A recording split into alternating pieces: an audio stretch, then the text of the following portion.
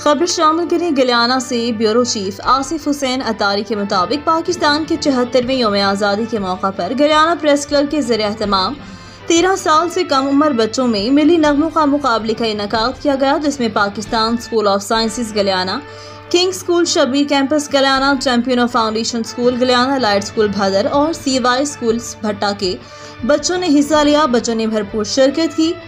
नकाबत के फ़राइज़ बाऊ चौधरी मोहम्मद यासीन ने अंजाम दिए। इस मौका पर मिली नगमों के मुकाबले में पहली position king school Shabbir campus Giliana की हमना इलियास ने हासिल की।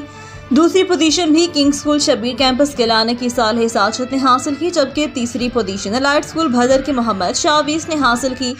बच्चों की हौसला अफजाई के लिए उन्हें सर्टिफिकेट और ट्रॉफियां भी दी गईं। इंजीनियर जावेद शाहिद गिलियाना, कैसर इस्माइल साबिक सदर। इस मौका पर मोहम्मद शहबाज सदर गिलियाना प्रेस क्लब ने गुफ्तगू करते हुए कहा कि हमारा बच्चों में मिली नगमों का मुकाबला करवाने का मकसद बच्चों में वतन की मोहब्बत पैदा करना है। यौम आज़ादी की मुनासबत से केक भी काटा गया।